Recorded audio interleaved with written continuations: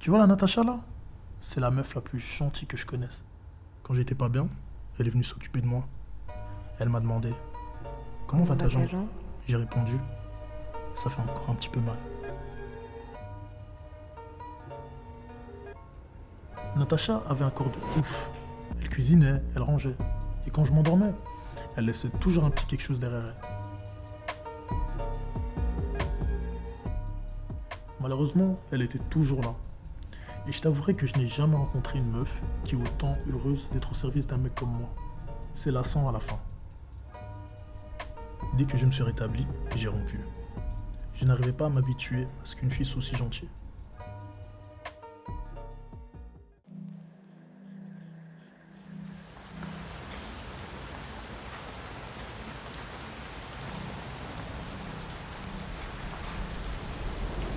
Alexandra, elle et moi ça fait un bail.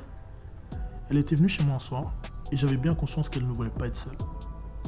Elle a pris une douche, je lui ai préparé un thé et elle se mit à me raconter la rupture avec son Joe.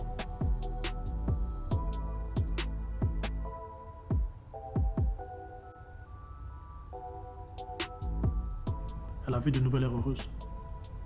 En vrai, je t'avoue qu'être roulé avec une meuf qui pense à un autre gars, ça fait un peu bizarre. La nuit, elle en avait que pour lui.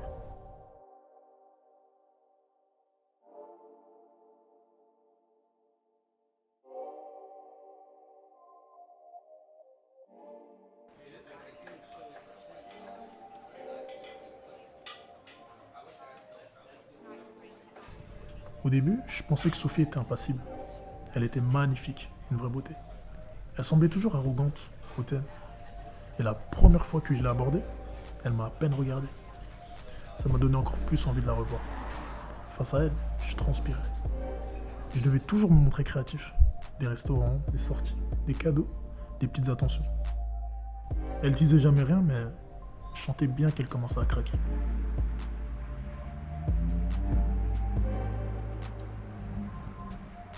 Un soir, après un ciné, elle m'a arrêté en plein milieu de la galerie, elle m'a regardé et elle m'a dit « Je crois que je commence à m'attacher à toi. »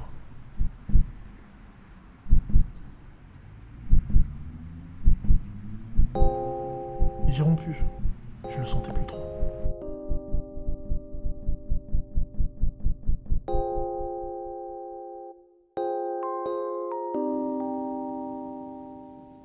Anna était une fille sage. Je l'avais rencontrée à la bibliothèque pendant qu'elle étudiait. Je trouvais ça mignon au début, attirant même, qu'elle soit si pure. Elle ne sortait jamais de chez elle, et quand elle le faisait, c'était pour aller à l'école, pour aller au taf. Ça m'a rapidement ennuyé.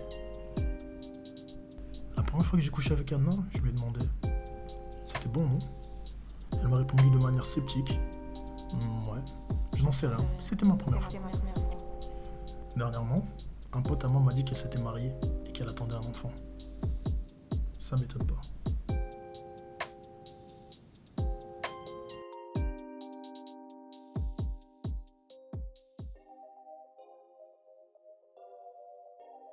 J'ai rencontré Barbara à la salle de boxe. Elle semblait innocente, avec son petit visage et ses grosses lèvres. Grossière erreur. Barbara était un vrai garçon manqué. Elle riait fort, elle était brutale et méchante. Dans tout ce qu'elle faisait, elle était dure. Son entraînement était juste avant le mien, donc souvent, je venais plus tôt pour la regarder, et elle restait plus longtemps pour voir le mien. Une fois, elle m'a corrigé.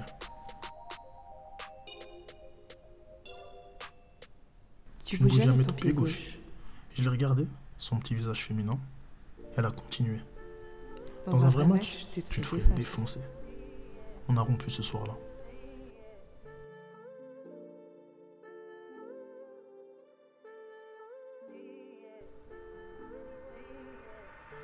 Et puis Alice.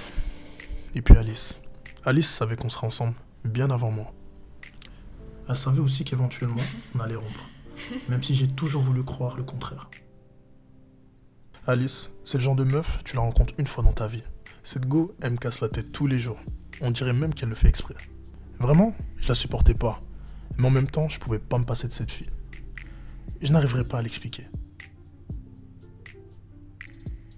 Je ne l'ai jamais compris. Elle m'échappait toujours. Elle avait toujours un pied dehors. Un jour, elle m'a dit que je lui faisais penser à son père. Je savais que ce n'était pas une bonne chose. Je l'ai vraiment aimé et je l'aimerai toujours.